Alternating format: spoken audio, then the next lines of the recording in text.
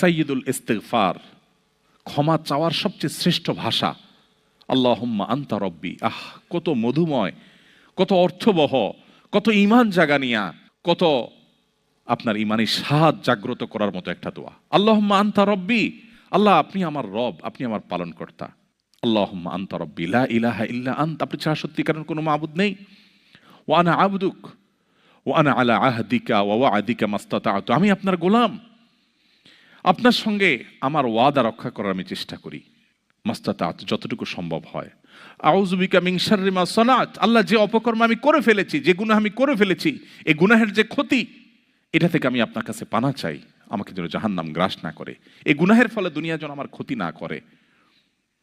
আউযু বিকা মিন শাররি মা সানাত আবুউ লাকা বিনি'মাতিকা আলাই, আল্লাহ আপনি কত নেয়ামত দিয়েছেন আমাকে, কত মানুষ কত কষ্টে আছে, আমাকে কত সুন্দর লাইফ আপনি দিয়েছেন। ওয়া আবুউ লাকা বিযামবি, এত ভালো লাইফ দেওয়ার পরও আমি আপনার নাফরমানি করেছি, সেটাও আমি স্বীকার করি।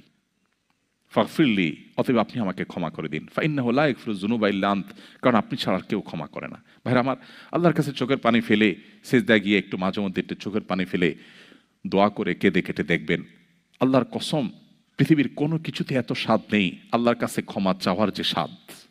কারো কাছে ক্ষমা চাইলে ভালো লাগে না। আল্লাহর অলৌকিকত্ব যে তার কাছে ক্ষমা চাইলেও আপনার অন্তর দেখবেন, একটু চোখের পানি ফেলে যদি 2 মিনিট দোয়া করার সুযোগ পান, যখন উমরা যান, রমজানে যখন দোয়ার সুযোগ হয়, অথবা সারা বছর যেটা হওয়া উচিত, এই দোয়ার পর যে ফিলিংসটা হয় সেটা খুবই তৃপ্তিদায়ক।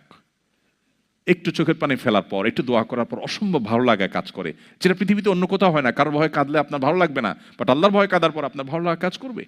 সো এই প্র্যাকটিস আমাদের হওয়া উচিত নিয়মিত। আল্লাহ আমাদের তৌফিক দান করুন।